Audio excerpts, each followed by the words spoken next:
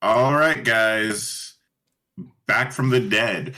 But hey, we're back. That guest that I promised you earlier, I have them on stream. And can you please say your name because I butcher it every time. Yeah, okay, so there's some people just say cat. That's fine. The way it's supposed to be pronounced is like katarane, but that's using both like a mixture of like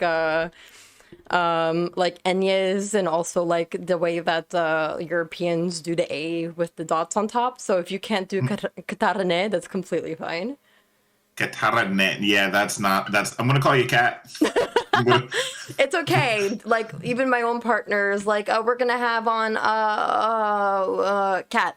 So yeah, it's completely fine. and for those that are unfamiliar with you, my audience, could you go ahead and introduce yourself? Sure. So yeah, I'm Kat. I do a mixture of stuff. I do travel streams. Yeah, I go to different countries and go to like the museums in every country to learn more about the history and the art and stuff related to that. When I'm at home, I do science streams. Sometimes I do games. Most of the time, I do news coverage that a lot of people aren't talking about. So very rarely will you see me do like a react stream or conservatives doing their L's, more of like when I was away, we were talking about the Belarus border crisis. What I'm planning on doing some of the history of something there's a concept in the Netherlands called Black Pete, where it's like Santa's helpers, but really it just looks like blackface, and white people put on blackface every single year for Christmas. So talking about how that's really fucking weird. That is weird. Just more of things happening in the world that's not really popular because I just don't ever want to become a partner on Twitch. Yeah, I definitely understand that the coverage of the uncoverable. Am I right? Exactly. Yeah. One of the things that actually attracted me, well, when I was actually doing some vibe checking and checking your stuff out, was you have a lot of knowledge about Haiti. That is true. So I lived in Haiti for 3 years. I graduated from high school in Haiti. My friend, one of my close friends from high school, is the recently deceased president of Haiti's daughter. Oh wow. Yeah. So also my some of my family members run a Clinton recognized non-for-profit in Haiti, and I also run my own non-for-profit in Haiti. So I just got my eyes on the country at all times. That's super duper based. For those of you, because you're streaming too, right? I am. Yeah, yeah. So for your audience, my name is Aston. I introduce myself as the founder of the Orlando Freedom Fighters. Here in Orlando, we do database policy. But as far as my background though, it's interesting. Not by blood. My grandfather wasn't related to me by blood. My grandmother remarried, but he was actually a senator out in the U.S. Virgin Islands, and actually lived out there for some time. You lived out there, or he lived out Yeah, yeah. there? No, I lived out there for my beginning years. I was from like zero to like basically I was born in Cincinnati, and within a couple of months they flew me down to St. Croix, Okay. and I lived there for a couple of years. Okay. So have you been back ever since? Yeah, I've been one. I will once or twice when I was while I was coming up like super young, like we visited twice, and then one more time after my grandfather passed because of the when he passed, it was like kind of a big deal. So we went and we did a whole thing. Yeah. But yeah, yeah. So West Indian, woo! Yeah. I'm also Jamaican as well. Oh So wow. yeah. So one side is Haitian, my other side is Jamaican.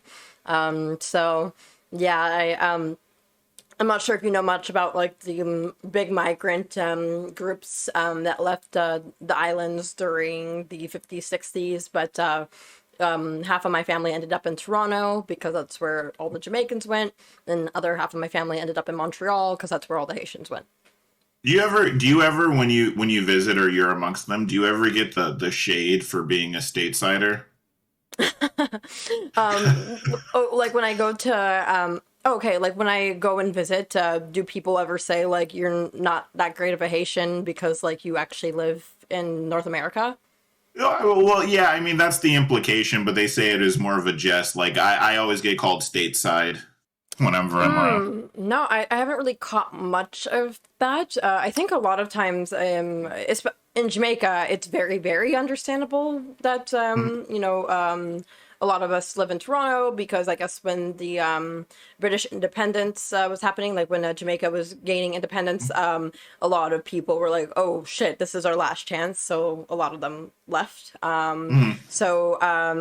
There's this really interesting phenomena that happens in both Toronto and Montreal, where most of the black people in Montreal are Haitians and most of the black people in Toronto are Jamaicans. So it's basically like discount Haiti and discount Jamaica at this point. So yeah, but probably if I like, I'm sure as someone that lives in Florida, I'm sure you know quite a few Haitians. Yeah, absolutely. Like my best friends, some of my best friends are Haitians. Actually, my interestingly enough, like I was just speaking with one of my best friend's girlfriend Vasha yesterday, and she's from Haiti, and her entire family, we always go over there for her, dinners and stuff, and cultural things. It's cool. Yeah, so I think like I know like Haitians in Florida are kind of forced to do a lot more of the assimilation stuff. Like I grew up myself in West Palm Beach, so I remember a lot. Like I, especially since I was going to middle school when the earthquake happened. I felt like a really weird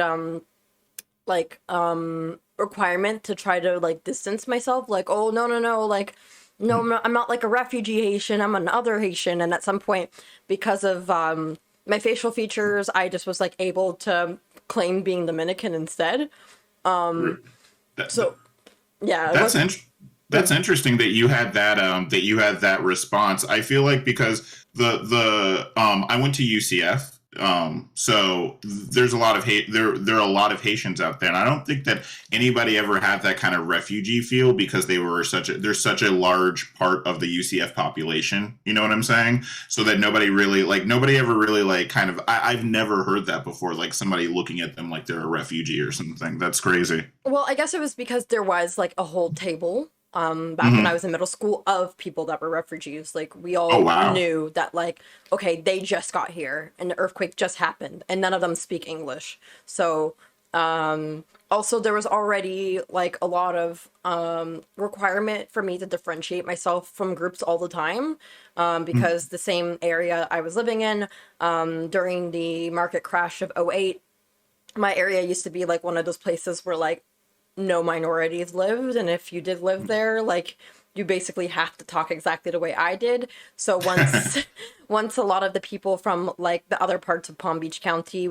came in, I had to do a differentiation. Like, no, I'm not one of the people that only can afford living here because of the '08 crisis. I always lived here. So there was always like a lot of like oh, like, Kat, are you like them? And I'm like, no, I love Abercrombie. Like, I always had to, like, prove myself that, like, I actually lived in the area, unless, like, I was not one of the no kids left behind being bussed into my middle school people. Like, no, I live walking distance. I'm just like you guys. Oh my God, who wants to go to Hollister? Like, That's so tiring too because the code switching. I get exactly where you're coming from because there's always because I was always in gifted and I was always in the advanced classes. So every time we get a new group of advanced kids that's never met me before, it's always like, no, I'm not like one of the ghetto kids. I'm one of the nice black people. It's not a fun thing, especially you're talking about West Palm Beach, and West Palm Beach is great. Like that is some waspy area out there, man. oh, like, That is some bougie area. you know the guy that started Stormfront, like, lives in Palm Beach County. Like, Yeah. yeah, so, I'm not sure. Have you ever heard of Wellington? No, where's Wellington at? So it's in Palm Beach County. It's the place where, whenever the winter would roll around, all the polo players would live there. So it was the winter polo capital. So all the like Argentinians and people like across the world that would be competing in competitions, they would always move to my city. So it was like that type of area. Like everyone's like, are you gonna go like horseback riding this week? And I'm like, maybe. Who knows? People for people that are unaware, because I think that people, when they think of Florida, which rightly so, by the way, they had to oh yeah, oh, my chat's making fun. Yeah, code switching isn't fun, guys. It isn't. But yeah, people get this idea, rightly so, that Florida is like Florida Man, like we're all just a bunch of crazies out here, but we're a bunch of crazies, absolutely true. But on top of that, we also have like this weird, like super duper ultra wealthy class out here that is like unique to, like, and when I say ultra wealthy, I think a lot of people forget, like, we have places like Boca Raton and places that have like billionaires, like billionaires concentrated in one area. This is where they buy their vacation houses. We're the vacation spot for like the entire world. So yeah, we so go like ahead. Serena Williams and like Venus have like their vacation home not too far from where I grew up. Vanilla Ice's daughter went to my middle school. Like this is like the type of like shit I had to deal with. And like I guess a lot of times it like made, honestly, it wasn't until I lived in Haiti that I realized, like, it's okay to be black. Like, it's okay to be black. Because, like, yeah, I always had to say, like, no, I'm not Haitian, because when you guys think of Haitian, you think of 99% black country and voodoo and chicken sacrifices. Actually, I'm Dominican. You know, the country that also has black people that are in poverty, but, you know, like, you know, at least you guys will like me more, right? Like, who wants to speak Spanish? Like, and I would always, like, try to pass off, like, I would always take, like, Spanish classes and, like, read my textbook a lot more to make sure that, like, I could pass as Dominican as much as possible. Yeah, I think it's interesting that what you're basically bringing up is like the differences that the they, and when we say they, it's the majority population kind of sees in the different groups, because it is true. I do feel like that Haitians kind of get a notoriously bad rap, especially, and it's unfortunate because this happens to anybody that's dark too, because they assume every dark person's Haitian. They do, it comes with a certain level of like superstition and baggage, where it's Dominicans are seen as sexy and it's just this weird thing that they do, and they have these weird stereotypes for each little island out here. And it's stupid because Haiti and Dominican Republic are the same island. But yet for some reason it's like, if I say I'm Dominican, they're like, yeah, okay, fine, you can sit with us, or yeah, it's and it is that bad. Like people what she's talking. Well, by the way, what are your preferred pronouns? She, they. Okay, awesome. Well, what she's talking about is exactly the sort of like, when you're a child, you don't necessarily understand that this is racism or the effects that this stuff has on you. You just are in survival mode because you're trying to socialize and be part of the, you know, the groups around you. And it does, these are things that really, really do carry on. I know a lot of people have like a little bit of an identity crisis coming out of like middle school and high school. Well, because it's like, do I go with the rest of the people and my culture? I mean, is it okay to be? It does take some learning time sometimes to realize, yeah, it is okay to be me. It is okay to embrace my culture. Those things that my mom and my parents and my cousins do when we all get together, those things are fun. I shouldn't hide them. You know what I mean? Yes. There's that, but like even I don't know, but the whole thing that you were talking about, the gifted classes. Oh my God, like. So I was in the GT advanced classes when I was in middle school, but my parents tried to get me in GT classes when I was even younger, back when I was like 6 years old or something, because A, B, C, 1, 2, 3, I just got it, man. So they wanted to put me in gifted classes, but I don't know much about what the situation was, but there was some type of, my parents describe it as racism, and they wouldn't really let me in. So my parents were like, okay, fuck this. Like, we're going to send you to a private school, but like an all black private school. And so I ended up going to this all black private school. And I actually don't code switch. This is actually my voice all the time. Like, I mean, I might do a little bit of Creole, like when I'm like upset, but overall, this is my voice. So when I was going to elementary school, a lot of the kids would pick on me at this private school saying like, why are you talking white? Like, why are you talking like that? And then all that ended up like combining and I was having like a huge identity crisis basically until I moved to Haiti, because okay, well, I'm always having to prove to like the white kids that I'm, you know, I'm one of the good ones, and then the black kids are always saying that I'm faking it and I'm just trying to like fit in, but like I grew up in this area. Like I've always lived in this like polo area. This is just the way I am. Like, why does it have to be one or the other? Why do I have to be black or white? Like, why can't it just be I'm just existing in the world? So I guess a lot of it was like, I mean, these like the black people are my people, but they don't really want me to sit with them because I'm not talking like them, and it was just like overall like really confusing. So yeah, it gets really like, I don't know. I think America basically like tells you you have to be one way or the other, or you basically need to like force yourself into like this round hole, and you're like, no matter what, I'm never gonna be fucking white. Like, but no matter what, like, I also recognize that like I don't want to force my like speaking a certain way either. Like I just don't have AAVE is not something I speak in. And also when I'm going to my advanced classes, if I keep that up, my teachers are going to treat me like I'm a fucking idiot. So what do I do? And then you know, with this whole branching system that they do in Florida, where from the age of 10, they basically tell you you're really smart. So now you're in a different class, and then when you're in these different classes, like, I'm not sure if it was this way for you in Orlando, but it was always just me or two others maximum in these classes, and we're like the fucking whole representative for the entire community.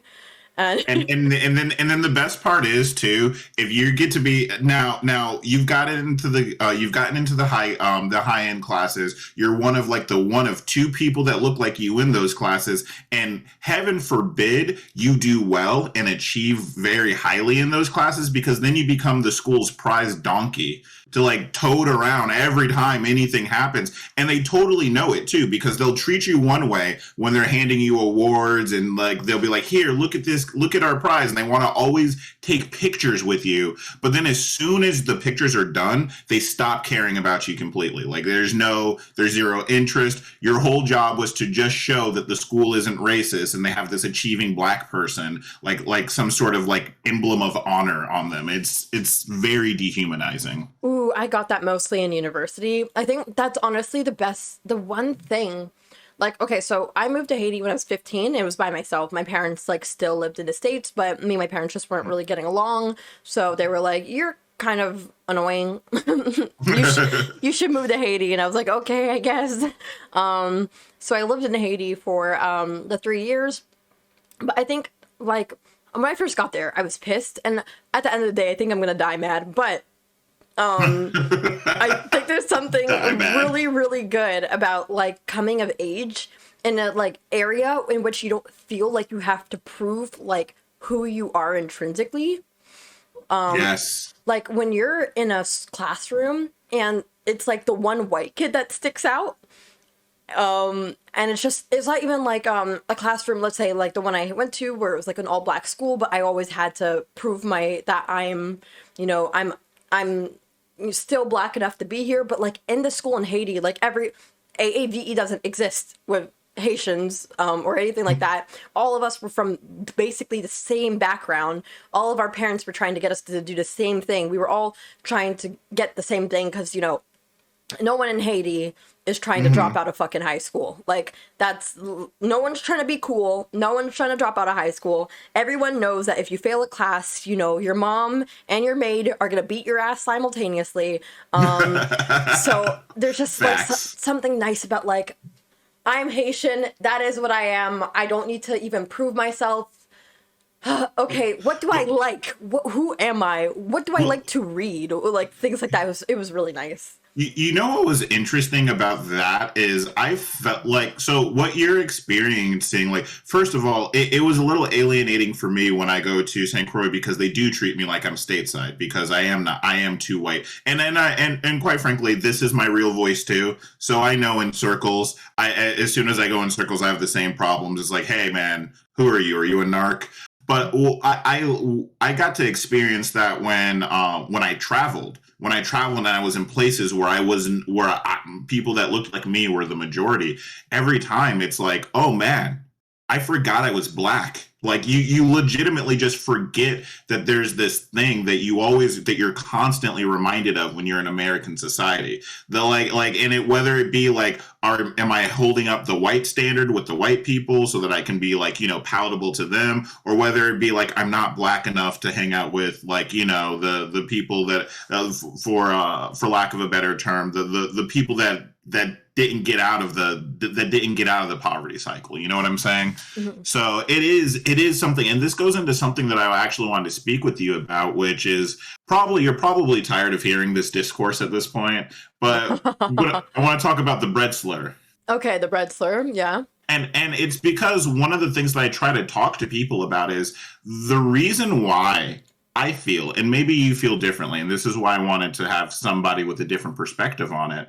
The reason why we react the way that we do towards the differently for the two words has to do with a lot of what you're talking about, and that's a racial-based trauma that exists as being part of a marginalized group inside of a white supremacist country, or a white, favored country, if you want to put it that way. Oh, look, I might have conservatives in my audience, but like you're not gonna ever get me to like concede on that. Like, yes, we live in a white supremacist society. Like, I'm not gonna say like, look, I a lot of times people try to figure out what exactly my politics are, and I can't really give an answer because I think like Democrat and Republican are just too small of categories for me to like one or the other, because I'm never gonna really like resonate entirely with Democratic Party ever, but that's the only thing I have here.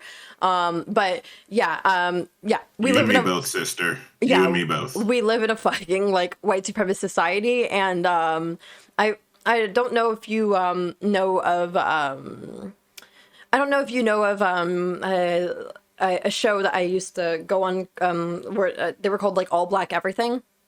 And we like once had like a whole talk about like should black people be allowed to give their children like black names, and like a lot of black people are like, no, like I mean you can, of course no one's gonna stop you, but you shouldn't. Like yeah, you want to make sure your kids get a job, and I'm like, dude, this is literally like black super this is white supremacy. Like, that's so fucking weird. Why should I have to name my kid like Karen just to get a job? Like, there's so many little like facets of our like society that people don't even think of every day, that like just oh man, living in Western society fucking sucks. Like, and that's kind of brings us back to the discourse between the two words, because as I try to describe to people, like, listen, part of growing up and socializing as a marginalized person, as a black person in America, you have to know, like, when you hear that word, I have to go, oh, am I in danger right now? Or is this one of those times when somebody's just saying it?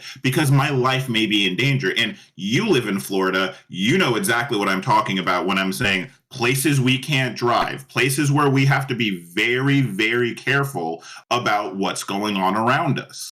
yeah, I mean, yeah, there's entire sometimes people ask me like, why don't you do like a road trip around America? And I'm like, because I don't want to fucking die. Like, there's a entire like 10-hour periods of like this country that if I stop, like I'm not gonna feel safe. Like, that's why I don't do road trips or like real traveling around America. And yeah, I totally agree with you. Like, I understand, like, this is a time for a bunch of white kids to feel very, very oppressed, and I'm happy they're having their moment, whatever, go off, king, I guess. But it's so stupid. Like, the fact that people are having, like, conversations and even somewhat equivocating this. I mean, I'm not sure, yeah, like, how long ago you've been following me, but, like, I was in Italy, and I had a bunch of fucking, like, kids call me the N-word, and, like, I didn't feel safe anymore. It wasn't like, that's dumb, or that's kind of rude. It was, okay, I don't want to be outside anymore. And I texted my friends because they were inside of a They were inside of a museum, and I didn't want to stop streaming, and I was like, hey, you guys need to get out. Like, I can't, I don't feel safe outside anymore. Someone please come and see me. Wait. Are you telling me that when they said that word, you weren't just responding as though they were making a joke at your race's expense? That's not why you were upset? No, it wasn't just a simple joke. I wasn't like, wow, yeah, no, I think every single time I've ever gotten it, except for, you know, when I was, I think the first time I ever had someone call me, that was when I was 11 and I didn't register, and also they were 11. So how scary is it? Really not that scary. But every other time it's always not been, my day is kind of ruined. It's, oh, I need to fucking go right now. Like, I can't stay where I am. So like the other time in my past where I had heard it was, when I was in one of those, you know, I live in Maryland. My parents live in Maryland, and I was around one of those counties outside of the ones where we should really be hanging out, which is just basically just Baltimore County and like Prince George's County, just like every other state in this country. Like, there's very few, even if your state is a blue state, most places you can't hang out. Facts. Hard facts. Yeah, so we had been walking around in one of those mostly white, red counties, and somebody called my dad. Well, someone in a pickup truck was driving by and yelled it to me, my dad, and my brother, and we'd walk to the car. We just kept on circling around the place because my mom was still in the grocery store, but we were like, yeah, we're not going to just stand here. Like, we're just going to keep on driving until you're ready because we don't feel safe here anymore. Because you never know. You never know if this is the wrong one. You know what I mean? Look, at this point, I was not a creator, so I wasn't really trying to figure out whether or not I was going to do this sick little social experiment. So I was, yeah. Yeah, that's why when people and I had an unfortunate conversation with Destiny the other day. It didn't go too well. But that's why when he says things along the lines of, I think that when you say the bread slur to somebody at UCLA, they have a bigger reaction to it and it bothers them more than if I said it to the N-word to a black person. And I was just like, I don't think you understand why we get upset at all. I don't think you've ever had your safety threatened. And I don't think that anybody's like, for example, I've actually physically been attacked multiple times out in Destin. You know Destin? In the Panhandle? Oh, okay. Yeah, I went to the Panhandle for the first time, like, a couple months ago, and I was like, ooh-wee, I'm so happy I don't come here normally. What the? Yeah. Okay, you said Panhandle? I was like, okay, never mind. Yeah. Enough said. I was out there for a friend's wedding, and it's like, you know, when the bikers surrounded my car and were swinging their little chains and telling me that to get out of their town, guess what word they were using, guys? I'm guessing it wasn't the C word. Yeah. I guess they weren't offended because I said the C word to them. Let's just say that, okay?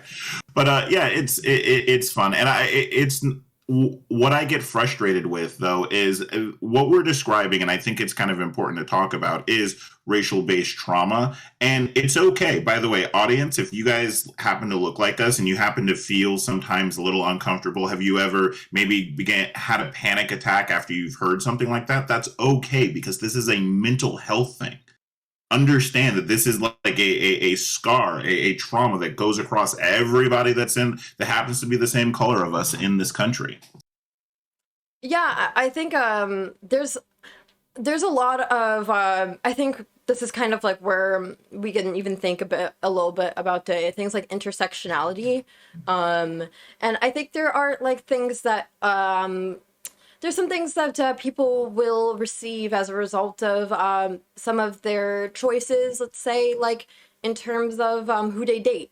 And I think sometimes like white people can face situations in where they feel in danger, like the way that sometimes we feel in danger. Like when people start to say like, I can't believe you're dating an XYZ. Like these are, what we're feeling is a uniquely black type of situation. I think it's just there are no race-based words that I can think of for white people that will ever make them feel unsafe like the way that we do. Well, and that's true, and this is actually why there's a fundamental difference in the N-word and the other slurs that we try to delete from our language, whether it be the F slur. They have died. People have been attacked. They know that when they hear that word, they are not safe. Even to an extent, which I know a lot of people that is a big problem in our community. But calling a female a dog, women are beaten before, like women are attacked, women are raped when that word is used. They do not know if they are safe, and these are the things that when you were saying intersectionality, but they're all. This is a human characteristic. This is a way that we respond to words that signify that we are in danger, and that's fundamentally different than the bread slur. Yeah. So when I was in college, I never faced very. I don't remember ever being called anything racially charged, but I did have a classmate that thought we were dating, and I made it clear that we weren't. And when I did start dating somebody afterwards, they got very, very irate. And at some point, like, I was just dealing with it. I was like, whatever. Like, he was going around telling people in our department that I cheated on him. Okay.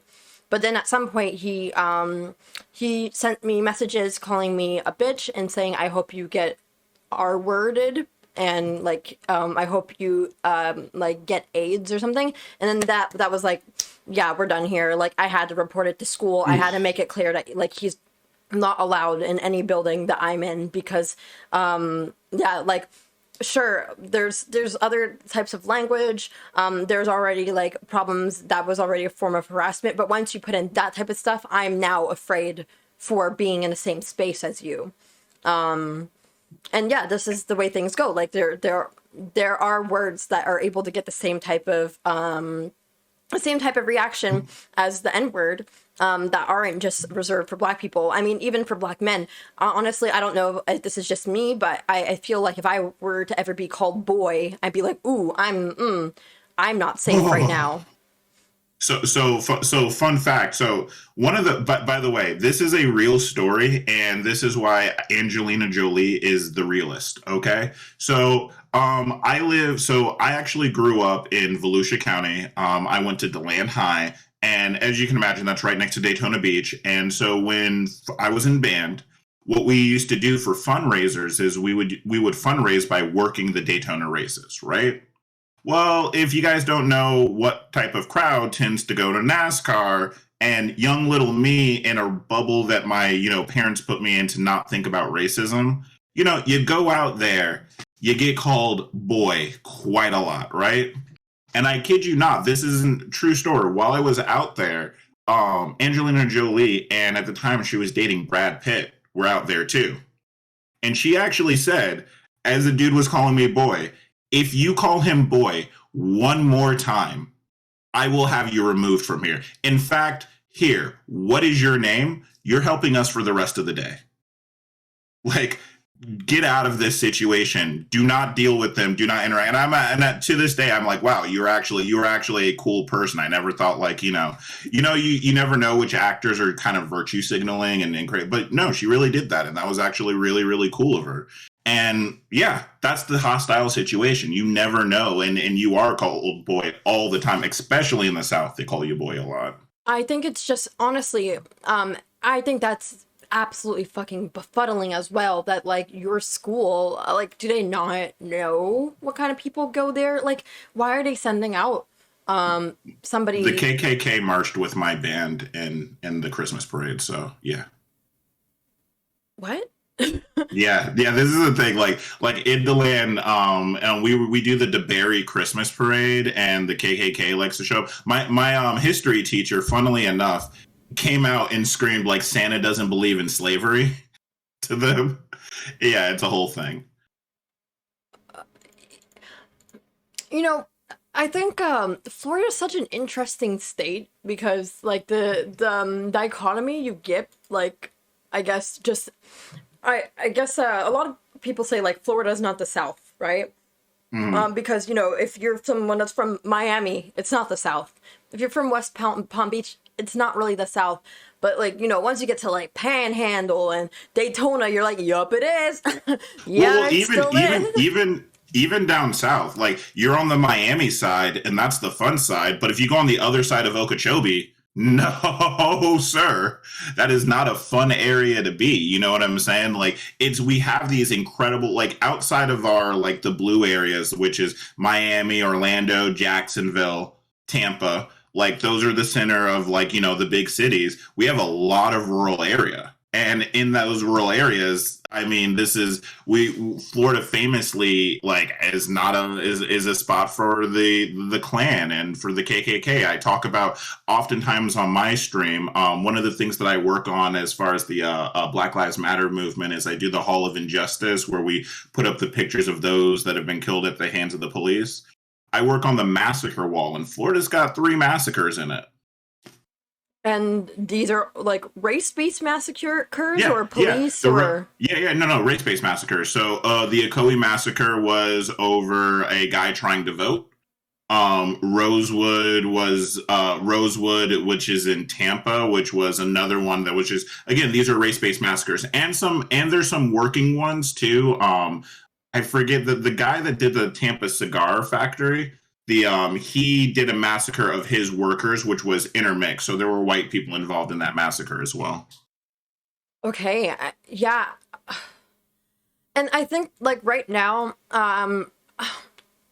it, like, puts me kind of at this kind of crossroad, like, realizing, like, how much work there still is to do within the country. It's like, as somebody that enjoys like activism, as someone that enjoys like trying to help people, do I really want to sit here and like essentially like, I don't know, tread through all of this? Do I just go somewhere where I know that like a lot of these issues are already at least like in a state of like way more progress?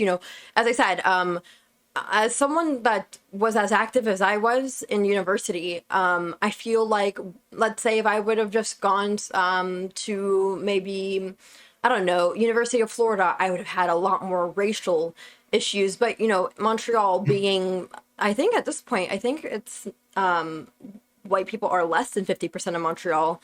I didn't really have that many experiences with racism. A lot of times it was moments where I just would be like unclear. Like it would be, okay, are people being sexist because I'm in a physics department and there's just not that many women here? Or is this racism? I can't really tell what I'm having issues with right now. I was about to say you're a black woman in a STEM field. Good luck. Oh, Good luck. not just that, but I am a black queer woman in a STEM field. Yeah. I'm also like disabled, but all my disabilities are more social, so a lot of times it just comes off as I'm just a scientist. But yeah, a lot of times it would just be like a little bit unclear as to what is the basis of some of the things, but I guess it's as somebody that did a lot of my work, mostly in different types of, rocket science, space science related stuff. My field, most likely, when I start working, it's going to be more space science related. And as we know, like, space is a very much unblack field. I mean, Neil deGrasse Tyson out there doing bits, but like he's like literally the only one. In fact, like you were saying about being a black woman, even worse because even I remember I was in the fraternity of black engineers, and it was, and it's a non-gendered group. There just were no black girls. Like it was insane to me. I remember asking about that in all of my classes. I don't think I can remember a black girl in any of my classes. to be honest. Was it a fraternity of Black engineers, or was it the National Society of Black Engineers? National Society of Black Engineers, the fraternity, not the fraternity. I apologize. Oh, okay. Yeah, I actually, I'm not an engineer. I'm a physicist, but when I was in university, I did some talks with them, and I collaborated with them quite a bit. And yeah, like I was the only Black woman in my.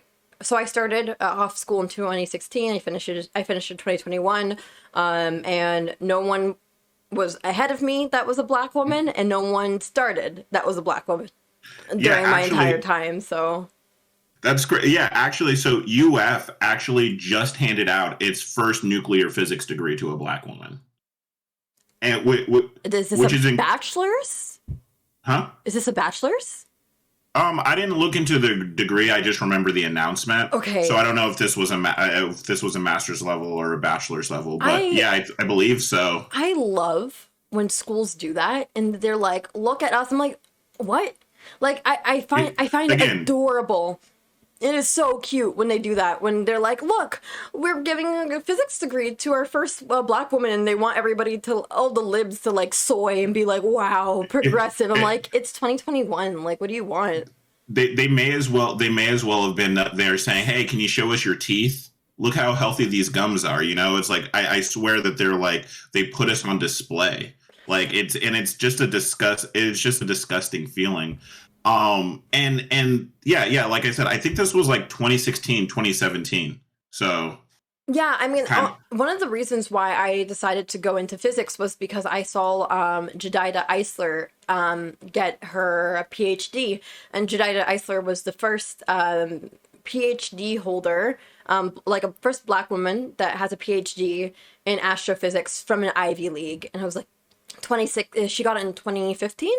And like after I saw that, I was like, yeah, okay, yeah, yeah, I'll go ahead and like I feel safe doing this now, because yeah, like when I was telling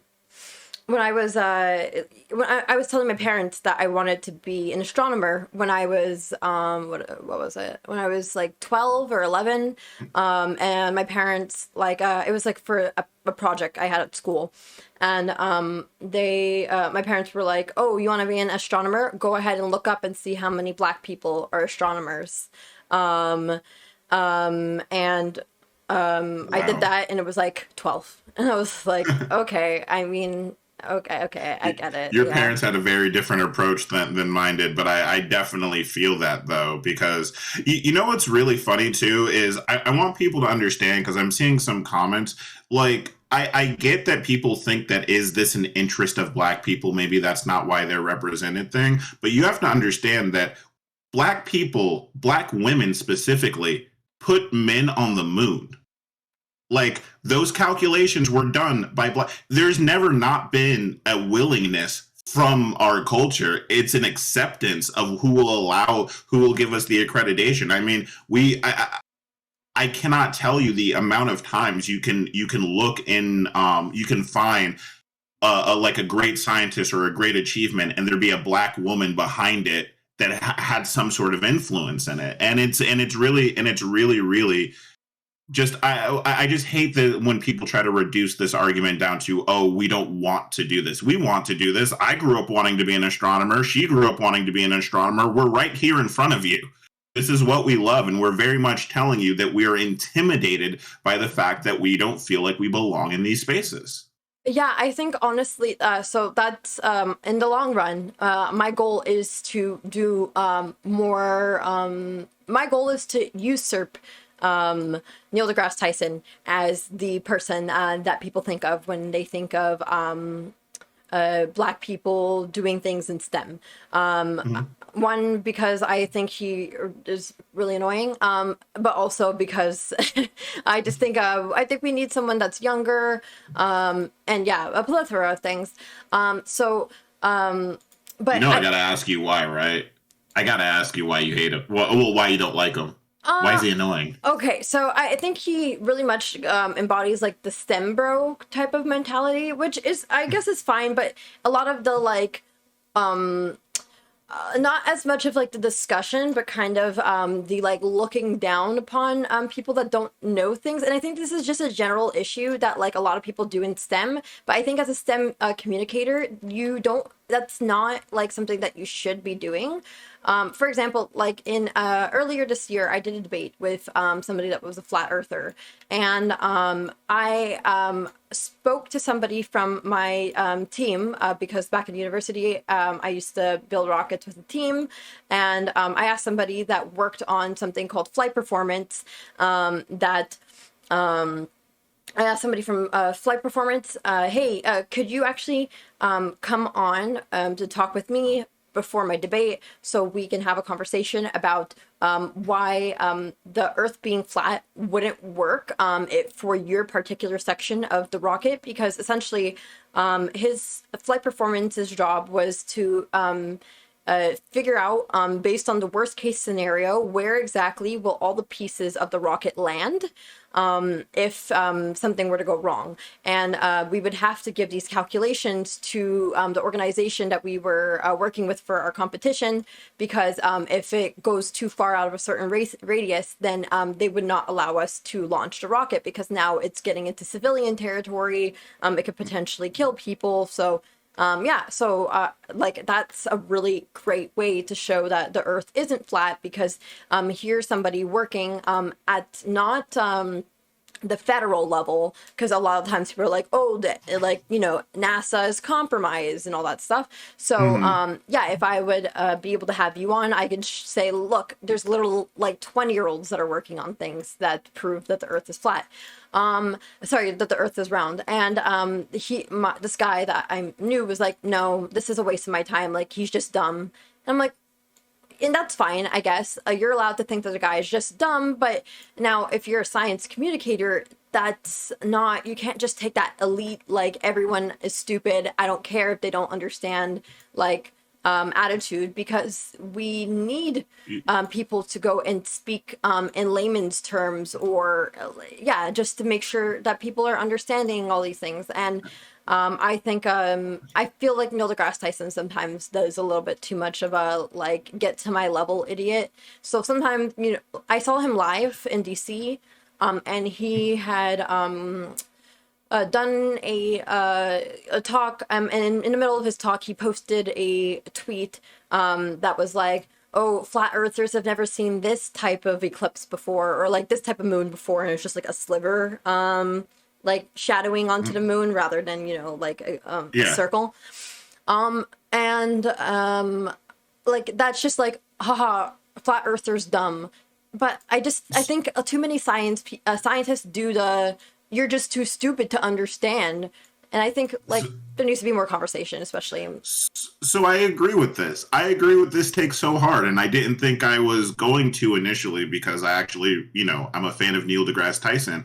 And what I heard a lot of was first of all, we do have a problem in the field, in the academics in general, with academic elitism, right? This is something that actually I think fuels a lot of the anti-intellectual movements that are going on right now. It feels bad when you're in 6th grade and you're getting science stuff wrong, and everybody treats you like you're an idiot, and everybody talks down to you, and it's just a really big feel bad when a lot of those times, those children that are having those issues actually have really fundamental questions that they're asking, really, really good questions that they're questioning, but we're too busy like looking down on them to actually like come to their level. You know what struck me the entire time that you were speaking, which I hate to reduce this down to this, and I'm not trying to be reductive, but I think you're right. Maybe we need a woman as the communicator for once, because I do feel that we do have a lot of edginess, a lot of like you were saying, the debate bro aspect of it does show up in his speech a lot actually. So I didn't think I was, wow, you really won me over with that one. I actually agree with you 100%. Well, and that's a lot of my conversation with the flat earther was not me coming in and being like, you know, you're a fucking idiot, right?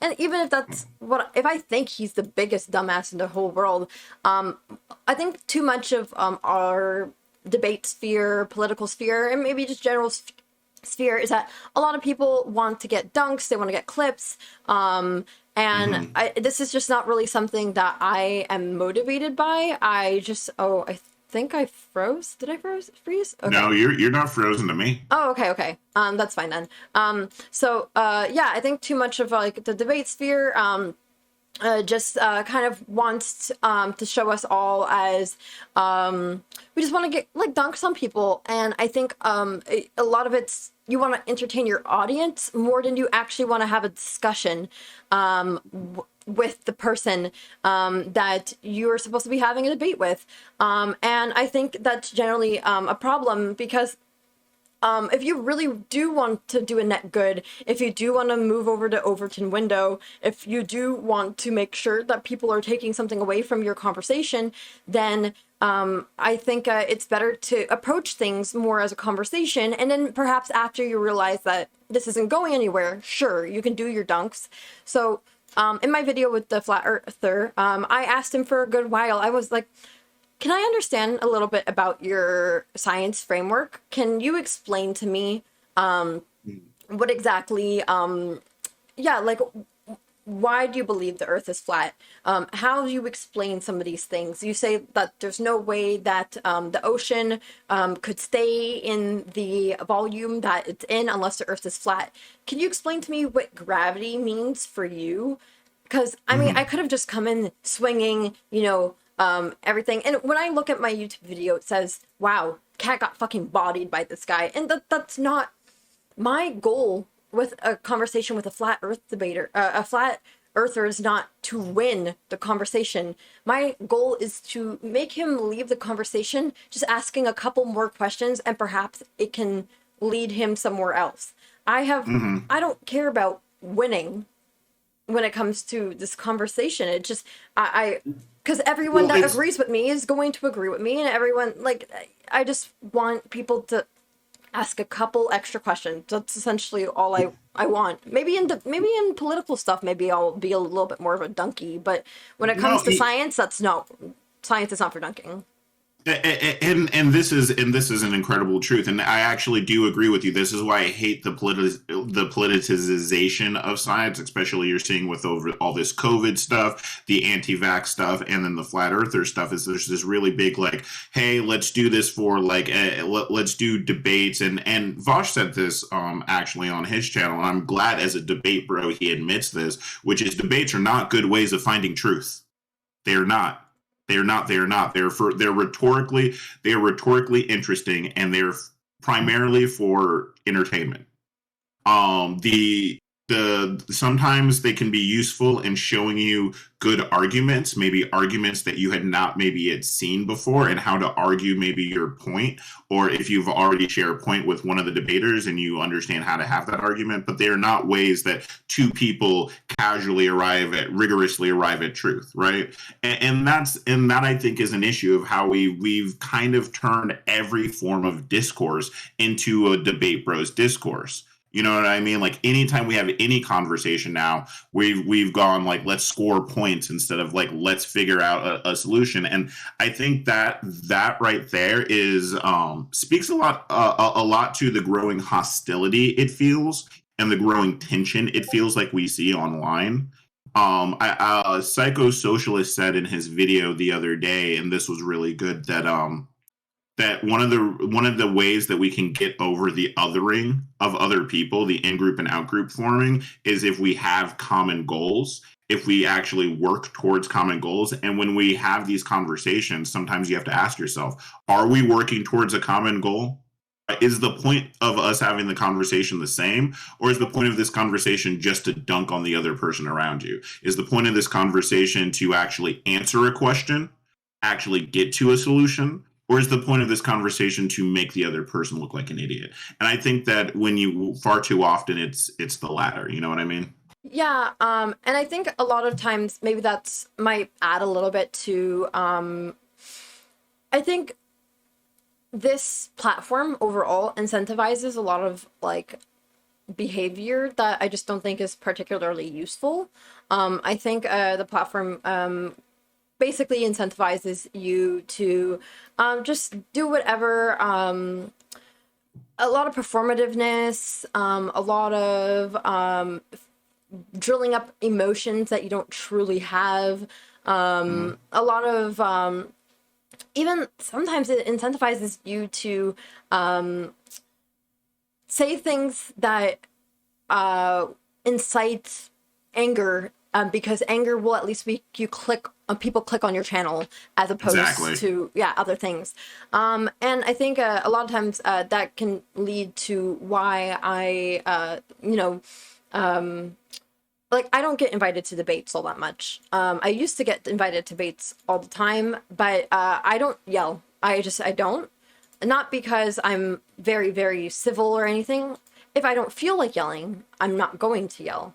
A lot of times people will say things that just, even if I disagree, like, you're not saying anything so egregious, I feel like I need to suddenly like scream and stuff. And for example, in May of this year, I was on a debate, an all black everything debate, where somebody had told me that that I'm a race traitor because I don't date exclusively black men. What? And yeah, Jeez. yeah, yeah. It's 2021. Come on, guys. It's 2021. I also explain that I don't have a problem at all with dating black men whatsoever. But you also have to understand that, like, this is not what's really available to me. I went to school for physics, and there's not that many options. And just because I'm black doesn't mean I have to date just the first thing that comes towards me. If that's not what I'm interested, the two guys in my class are not what interests me, then that's it. Like, I can't, that's not what I have access to. Well, what you're hitting on is that episode of South Park, right, where Cartman like tries to there's a new girl in the school and she's black, so he thinks that she needs to date Token, and when she's not interested in Token, he has a meltdown because he's like, no, you two would look so cute together, and it's really just because they're black. It's like, listen, guys, we have more to us than just like, there's more to a relationship than your skin color. Like people, at part of understanding that first of all, race is a social construct in the first place. Mm-hmm. It is not, but in biology, they refer to things as like Klein groups. They don't even refer to race. But it's that that my skin tone does not correlate with some personality characteristics or matrix. So if I'm attracted to a certain personality, that personality may not exist necessarily in the same skin as me. It's so weird. It's such a weird concept, Yeah. Well, after that, a lot of people from that panel were getting invited onto other people's other streamers' shows, because most of this platform, political streamers are actually mostly just React streamers. So everybody saw that panel because one of the clips from it got on live stream fails, and it was like one of the most popular clips of live stream fails like to date right now. Because the same guy that was saying I was a race traitor also said that black people are genetically superior to white people. Melanin theory stuff. Yeah. Yeah. How do you feel about that, by the way? Do you ever come across that in like, because I mean, I do in the movement all the time, where you do have those like black supremacist kind of groups. Do you ever come across those? Not personally. I've never, except for that guy. I've never personally interacted with anybody that was of that idea, but as somebody who undeniably to everybody on the street will be profiled and treated like a black person, even though I barely have like 50% like African like genetics. I think it's dumb as shit. Like pretty much all of these are just very, very dumb philosophies, because these are all arbitrary, and the standard for black this year means this, but black 100 years means this. Like, these are all just stupid arbitrary concepts. Just like all race is arbitrary. Like for example, some people might say that I'm not white. Like, I don't have any white DNA because most of my white DNA is Ashkenazi Jew. So that makes me a Jew, not white. When it comes to some of my, like, the mix I have, and that's stupid. Because, but also, like, there's always a need for some reason in society to other, and right now, Jews are the ones that people are confused about, like, are you white, are you not white? But, before it used to be Irish people, now Irish are considered very, very white right now. It's all stupid. And yeah, I anyone that like tries to have conversations with me about why we need to keep, like, you need to marry a black person because your the whiteness is going to start diluting and your children are not going to understand black culture. It's really, really dumb. Like, because I think one of the things that people don't understand a lot is, so for example, like they're telling me that I need to date a black person because I need to preserve my culture, which is, first of all, fucking Nazi stuff. Yep.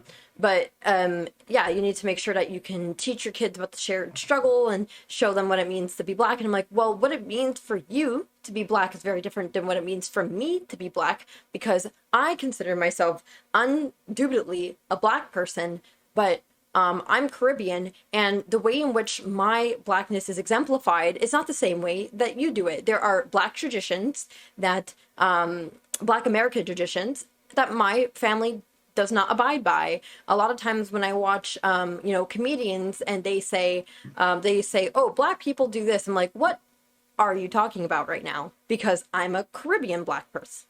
I'm a Caribbean black person, so... That's interesting because remember the very beginning of the conversation, that's exactly a distinction that we make. I was talking about stateside. Like when I said stateside, the difference wasn't, the difference between, people from the Virgin Islands and white people in the United States. It's between the people in the black people in the Virgin Islands and the black people in the United States. There's a distinction. There's different cultures, completely different cultures. And to treat all of us like a monolith based upon the shading of the outcome of the genetic shading of our skin doesn't really even make sense to anybody. But but go ahead. Sorry, I interrupted. Go ahead and finish. Oh yeah. So essentially, yeah. So I think where was I? I had initially started off by talking. Oh yeah. So then a lot of people were getting invited to talk about this panel and what their opinions were about this panel. And then a couple people invited me to come on, and they were like, "Kat, how did you feel about this guy calling you a race traitor?" And I was just like, "Okay." Like, and that's I think a lot of moments where I realized that. I probably had an opportunity to really like milk it and like do all my streams where I talk about the time that a guy said that I'm a race traitor and, to be up in a flurry. But for me, it was like, this is just one person. I hardly get any form of a slack, I guess, for my interracial dating. Why should I care? Also, like at this time I was living in Canada, so I was like, why do I care? Like a lot of people are interracial in Canada. Like my city is so diverse that no one gives a fuck. Like I can't believe, like, why should I care? And also, even if people did care, like, aren't I the one that's participating in it? Why should I care? He can say whatever he wants, whatever. Like, tell him to go get a passport. What is he gonna do? Come and get me? He probably doesn't even have one. Like, who cares? And I think, that's just part of like a lot of the stuff on Twitch is like people have to be like up in a flurry and screaming, and I'm like, I don't care at the end. And that was, yeah.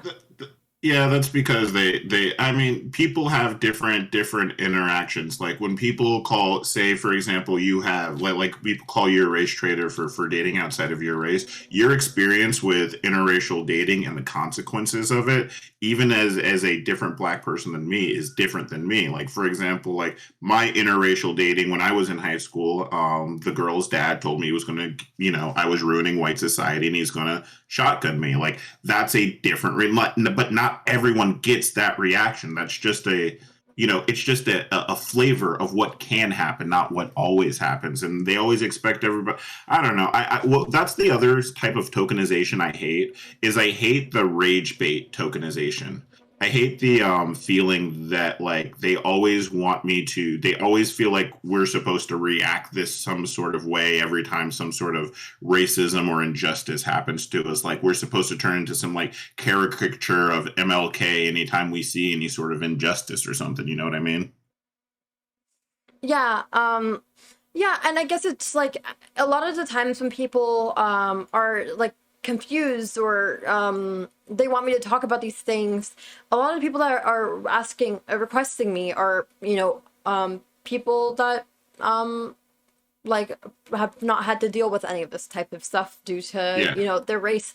So I guess it's strange because it's like requesting Black people to come on for content so that they can talk about the state of race relations in the country, and then they get kind of annoyed when it's not.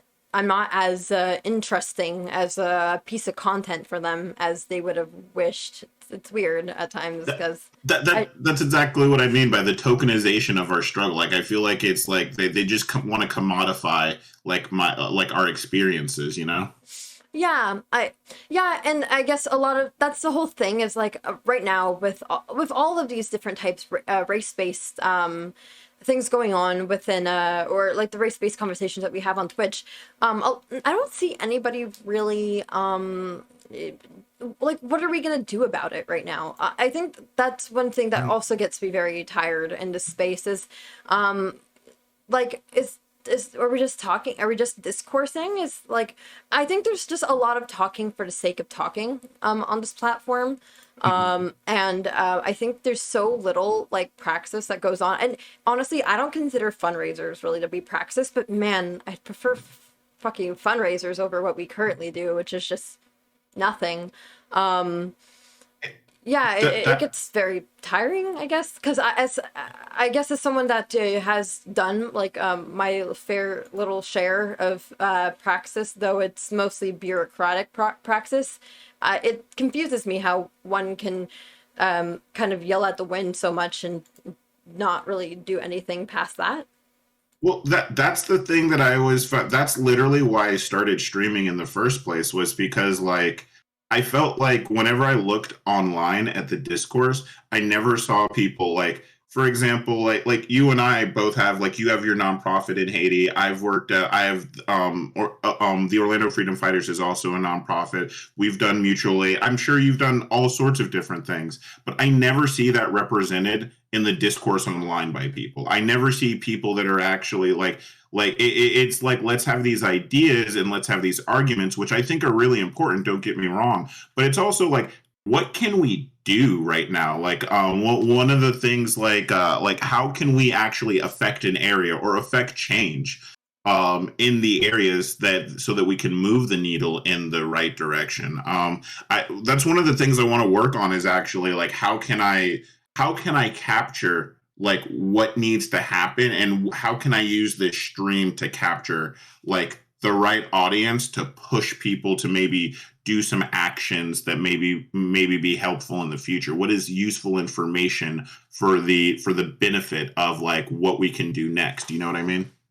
Yeah, and I think a lot of it is perhaps not everybody's interested in like, let's say, running for office or getting involved in like their city council or being on a board. And I think people forget that there's like a lot of other ways to get involved and Mm-hmm. things that you care about that A doesn't necessarily require you to get involved in like your local government.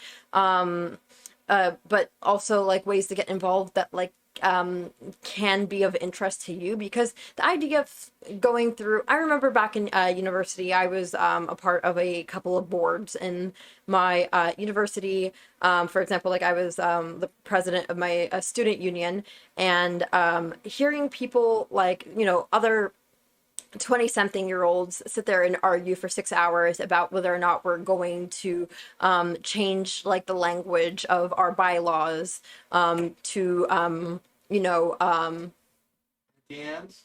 par- pardon? Anti-Anne's? Oh, you're ordering pretzels? Yeah, do you want pretzels? Yeah, can you send me the link? I don't.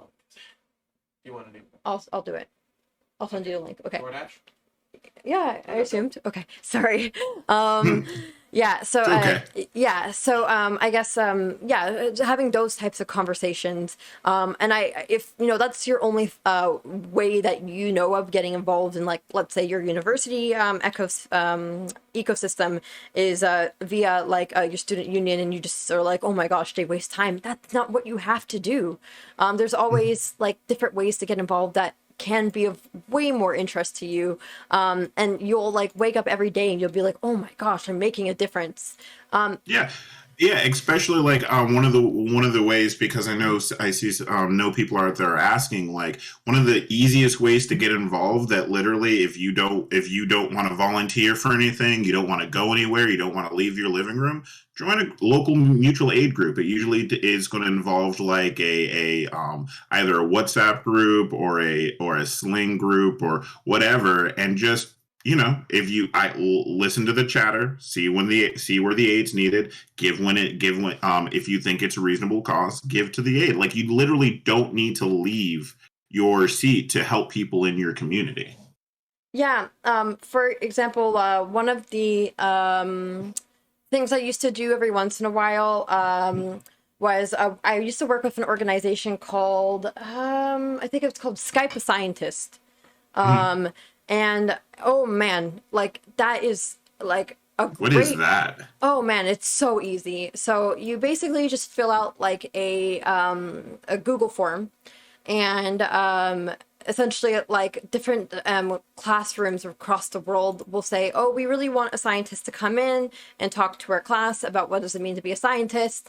So I can just hop in with like a classroom in Nepal and talk to the kids about what it means to be a physicist. And What? yeah, and like like yes, like you might say, oh, it's not Praxis, oh, it's not rallies, it's not protest, but like yes, it doesn't need to be that not all Praxis has to be going and like raging against the machine all the time, especially if that's not your thing. If that is your thing, sick. If that's not your thing, there are still things that you can do to make a difference in the world that doesn't require you to necessarily even like get out of bed. I mean, I used to I also worked with the National Society of Black Physicists, and every once in a while I would just join a Zoom call.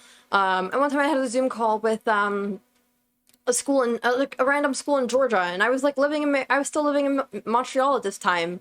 And I just got to answer this kid's a couple of questions they asked.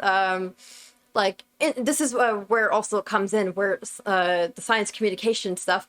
So this like little kid asked me, oh, do you ever use a Newton's cradle at your job? And no, of course I don't. Like, the Newton's cradle isn't good for anything besides just I guess like staring at. So what I told her was, no, I don't use a Newton's cradle at my job, but I have one on my desk along with a gyroscope, and sometimes when I just like to think about like the wonders of our world, I'll just sit there and play with it, and it keeps me going. And she's like, okay, thank you. And like there, like I did, a kid, I didn't make a kid feel like a fucking idiot. And I also like got to have a conversation with some kids where I got to explain like what does it mean to be a physicist, and it was a good time. And yeah, there's That different ways stuff that you can do that this. stuff matters too. That Oh stuff yeah. matters so much. Again, another just personal anecdote. My principal at one time had kind of discriminated against me, basically made me feel like I wasn't supposed to be a scientist. I was supposed to play sports or whatever, and I was really, really, really down. And I'll never forget that happened to go on a field trip to a it was one of those observatory museums that's in Orlando, and the astronomer there recognized my interest in science and sat down, and just interacting with somebody, like with a scientist, was enough to rekindle like that feeling. And I couldn't even imagine how much more impactful that is, coming from a female of color as well. Being able to identify with that person, being able to see yourself in them, is a huge thing. And that's a huge thing. By the way, a huge shout out to you, by the way. My audience says education is liberation. And they're absolutely right. Education is one of the most important things that we can do, especially we need to take advantage of the fact that we have the ability to decentralize information for the first time in history using the internet and things of that nature. You know what I wanted to actually talk to you about too? Speaking of, what do you want to work on? Like is what is your like you keep alluding to, like, so you want to work in space science, you want to do astronomy, cosmology, like what is there a field or a specific thing that you want to focus on? Yeah, so my general end goal is to, as I said, usurp Neil deGrasse Tyson as the Mhm. thing or the person people think of when they think of Black people working within this field. So my general goal is this being on Twitch is honestly just like a stepping stone for me. I Mhm. recognize that I sometimes I can go through I'm still currently going through like a pretty bad like depression, and I don't I'm one of those people that like want to keep as active as possible even if I'm depressed. Mhm. So my goal is to eventually migrate over to YouTube and do different types of science videos, specifically like science a mixture of like younger kid stuff, older kid stuff. So for example, once you get to a certain place in your physics degree, eventually you can no longer find videos for True. yeah, you can no longer find videos to try to get information about your subject. And I guess like for me, I'm immunocompromised, so a lot of times I was not able to go to class. So I like visual Mhm. ways of learning, but I could no longer find stuff. So at some point, I plan on doing a series where I go through all the textbooks that I could no longer get help with when I was in university, and just going through chapter by chapter and explaining the concepts in there. Another thing that I want to do is when I for my nonprofit, when I do teaching in different countries, I try to make sure that when I'm showing an experiment, it's not just, hey, look at this experiment. Isn't that fun? Okay, guys, have a nice day. I always used to find it very frustrating when I would the people would come by, show me something in science, and not explain it. Mhm. So I want to make sure that I'm giving as much I guess background as to why the thing works as possible, rather than just yeah, just shooting off a rocket and being like, ooh, wasn't that nice? Okay, bye guys. So I want to do like a bit of like kid stuff where I explain here, look, a watermelon and I guess a golf ball both fall at the same rate. Why does that happen? Mhm. And then I also have the idea of I'm not sure how much you pay attention to science YouTubers, but one of the bigger science YouTubers that there are, his name is Niall Red, and he has a really great YouTube channel. And he actually lives Nile Red. Niall Red, yeah, he's like 1 million subscriber, maybe more. He does like chemistry stuff, like turning toilet paper into alcohol. Oh, Yeah. that's an that's interesting. The only like education YouTube I've ever seen, because I very rarely on it. I like the PBS Spacetime guy. That guy's cool, and I know that there are a couple of Fermilab has a really cool YouTube, but that's about it. Okay, well, Niall Red is really, really cool guy. He has one here called turning cotton balls into cotton candy, making transparent wood, making glow toys from scratch. That's awesome. Yeah, so he actually like lives in Montreal. I had coffee with him before I ended up moving, and I would love to do more content kind of in that vein. So different types of like physics things, but like things that you don't think of, such as yeah,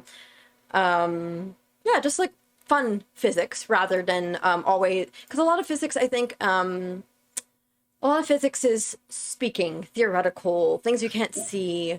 So I would like to do more of like physics where you can actually like see the thing, it looks cool, because a lot of same thing people think a lot for chemistry, inorganic chemistry. Let's talk about the valence electrons and what's happening. Let's talk about electronegativity, da da da da.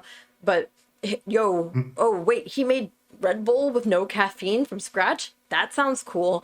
So yeah, that's the type of thing I want to do. But when I was in university, I was the president of my aerospace engineering society.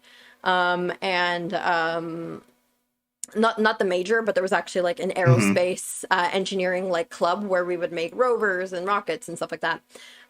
So I do want to, this is like kind of, some of the stuff is like the self-made stuff, and obviously like I don't want to lean too heavy on that, because I think to gain credibility, at least within science, you need to prove yourself.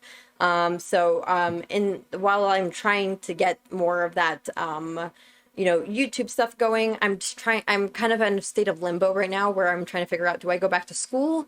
Do I just work for, the space agency? Like, do I go try to apply for NASA, or do I go for the European Space Agency? I almost got a job where I could have worked for a satellite company.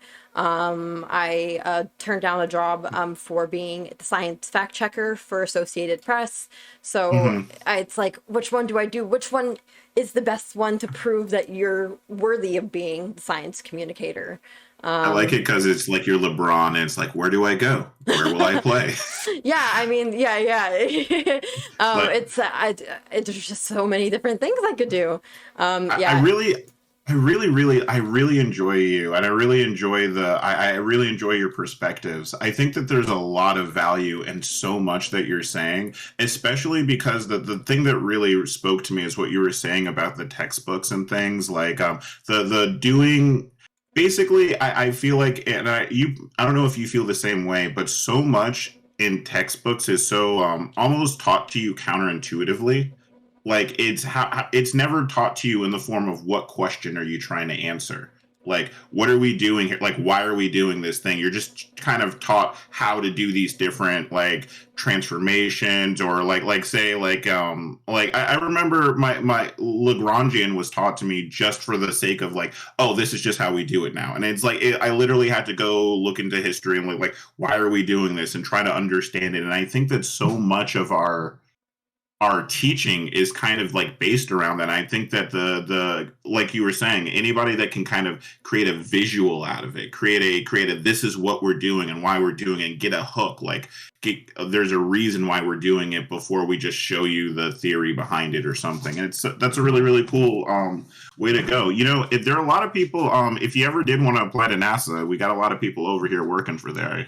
We can have some chats. Well, I actually know someone that works at the Huntsville office for NASA. Oh yeah. Yeah. So one of the things that my aunt did back in Haiti is she ran an orphanage.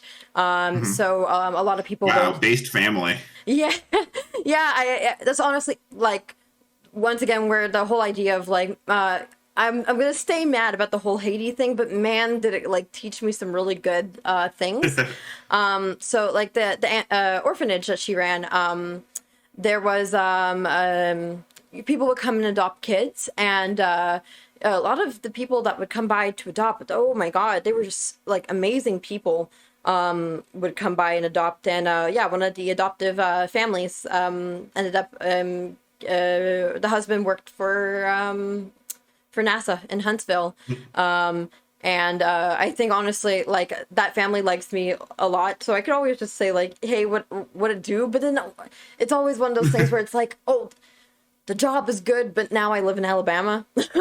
So yeah, that's always the fun. That's why when you said NASA, I assumed Florida, because I mean it's not too bad out there in Cape Canaveral, but like Alabama's another. Well, apparently that area, specifically Huntsville, is has the highest concentration of PhDs within the US, but it's like I'm sure it's going to be one of those areas where like I need to stay in the area, and if I want to leave, I'll take a plane to get out rather than doing a road trip with the good old boys to get out. Huntsville is like literally, I haven't been, but everybody describes it as like some technological like pearl in like an ocean of nothingness. You know what I mean? Like if there's like all like out of nowhere, there's just suddenly like one of the most advanced places like you'll see in the country, and it's like surrounded by like backwoods. Yeah. So that's kind of the qualm there is like, oh man, oh man, I love my job and I love my neighborhood and oh everybody here is cool. And yeah, like everybody's happy and be gay. Oh fuck, but now I'm in Alabama. But Yeah. back to the Praxis thing too. I wanted to say that I really appreciate the way that you message that. By the way, that Praxis isn't just like protesting, isn't just showing up at arguing for 6 hours and with your local commissioners. Though those things are important and they need to be done. I think oftentimes people forget that if you want the revolution to happen, we need to create the conditions necessary for revolution. And to create those conditions necessary involves things like educating as many people as possible, generally raising the level of education, generally raising the level of awareness of all of these issues, generally creating aids, showing people alternative structures that may be beneficial to their areas. And none of those things involve, like, like I said, going down to City Hall. So I really love that the way that you're kind of coming at that. Could you tell me a little more about that nonprofit you have in Haiti? Yeah, so actually it's not based solely in Haiti. It's Mhm. like a multinational thing. So Mhm. when I was living in Haiti, as a result of I guess the household I lived in, it was for a lot of Haitians it's really easy to get desensitized to, oh well, like the world's just like this, people are just poor. Eh. Mhm. But I guess due to the fact that I would see, kids that were at the orphanage going to school, I would see that how well the kids would do after being adopted. But not every kid gets adopted, so excuse me, some people are just essentially like kind of just have their options limited. I realized that when I was 16, I found out that I really, really liked physics, but I very much saw, oh shit, this is not something everybody gets an opportunity to find out that they love. I love this. And that's because I had a good teacher. And that's it. I would have ended up doing something completely different if it wasn't for me finding it suddenly at 16. I said I wanted to go back to Haiti at some point to be able to, bring STEM as something that is a viable career. I just never really knew when I would do it. My aunt and uncle ran this nonprofit, but in 2018, my uncle passed away of pancreatic cancer. So during the funeral, I'm a little bit of I'm a bit of a robotic person. Mhm. I'm pretty slow at processing my emotions, and I didn't want to just kind of sit there and stare at the wall. I mean, the funeral was being organized by everybody, so I knew what I could do is I could start what I said I was going to do. I said I was, when I initially told myself about the whole idea of going on and teaching kids, I thought maybe when I was 30 or 40, but I said, okay, like right now is as good as a time as ever, whatever, I'll just do it now. So I posted on Facebook, said, hey, I'm going to go to Haiti next year, who's going to come with me? A bunch of people signed up, and we raised like I think $20,000 over the course of a year to go over to Haiti to teach for a summer. So we went there, we taught, we split up everything into all these different sections to make sure people would see that there's a difference because, when you're younger, they say science is just science, but nope. physics. I think there's use and utility in letting people know that there's a difference between all these different sciences. Yes, very much. Yeah, because I thought I hated science because I didn't realize that physics was science. I thought that was just something that we got every once in a while that was wrapped in, and I thought science was mostly, throwing eggs in vinegar or learning about what part of a dog this thing is. So after we did that, we left them with, coding guides, over 20 laptops, solar panel, cars, little solar panel cars and stuff like that. And then we also realized that there was a need for that within within Canada as well, as a result of the fact that our classrooms were so fundamentally broken in terms of representation. So we started doing the same thing around Montreal, went to majority immigrant or minority sectors of the city and taught there. We started up a mentorship program so that we could speak to teenagers that were at the risk of switching majors, that were of underrepresented backgrounds, and letting them know that a lot of these things get better. Let them know that there are support systems, speaking to them and trying to help them with monetary issues, things like that. And then a couple of people that graduated and went to different schools wanted to start up their own chapters. So we have chapters that are starting up and doing the same thing in other cities of Canada, but they will be traveling to Syria and Ghana. Wow. And yeah, so that's incredible. Yeah. Hey, if there's ever anything, first of all, if you're ever doing signups or if you're ever doing anything at all that I can help with, or if there's anything I would love to, assist and give any resources at all possible, throw that way, because that's an incredible project. And that's really, really cool. I think we could get a lot of people right in the area interested about it. And honestly, like you were saying before, the debate bro stuff is cool and all, and I get it. I get why that stuff's interesting and entertaining, but this is the stuff that I think that I really want to be using Twitch for. This is kind of the message and ideas. I think this stuff needs more vision, more to be more visible. You know what I'm saying? Oh yeah. I think it's some of us have so much viewership, and I mean, you had a conversation with Destiny. I'm not the biggest fan of Destiny myself. Never mind. But he did, back in last year, was able to organize a really large canvassing effort for getting for Georgia, to try to get the 2 blue senators in. And the fact that that went apparently really, really well.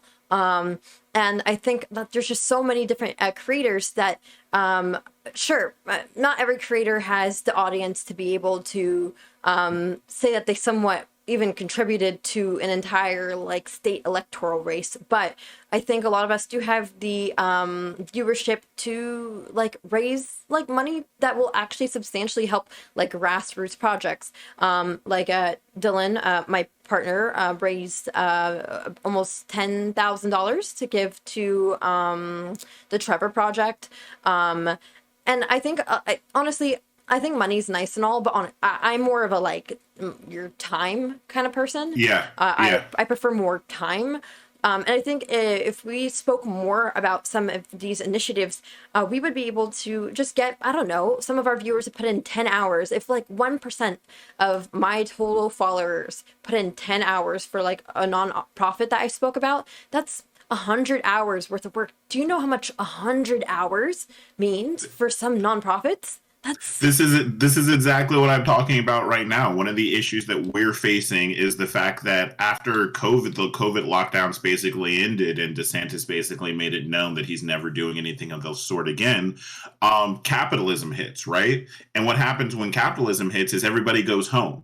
because everybody has some because most of the people that helped me do a lot of the work that we did over the last summer were only able to help me because they had that free time. Now with this audience, I'm hoping that we can reach more people so that we can get more time out of people, because that's the main thing. You like you said, you can raise money all day. Like, raising money doesn't lower the crime rate and like the murder rate in Paramore in Orlando. That's not what's going to help. What's going to help is us setting up the organization, setting up things like functional family therapy in the area, setting up to get the resources that these kids need, setting it up so these kids are eating, making sure that they're eating 3 times a day. Like, those are the things that are going to help. But like, just throwing money at us doesn't necessarily. I need people, time. You know what I mean? Yeah. And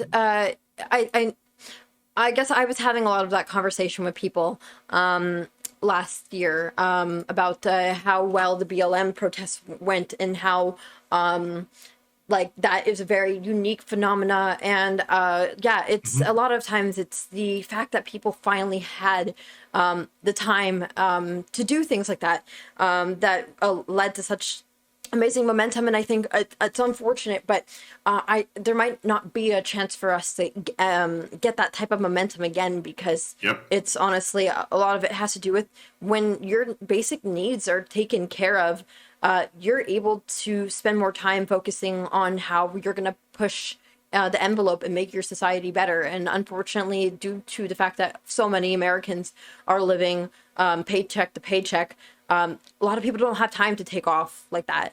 I think if we could really just rally up people, like if Vosh, Vosh raised almost $100,000 for Planned Parenthood, but if every single person that donated to Planned Parenthood just volunteered to Planned Parenthood, like the amount that would go, the amount that they would have just had to spend in recruitment efforts, I'm pretty sure like the $100,000 would have been blown through like several times over if all of them just put 5 hours in. Absolutely. Like, I talk all the time. We have, like, I think a lot of the time, and this is again one way I think destiny misrepresented us, is a lot of the time they act like we don't have solutions. And the reality is, no, we have solutions. A lot of the times we just don't have manpower.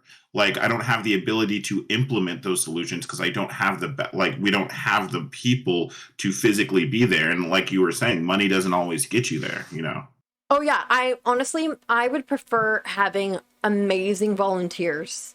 Yeah. Several times over having like having the money that could be raised. Because the volunteers, I can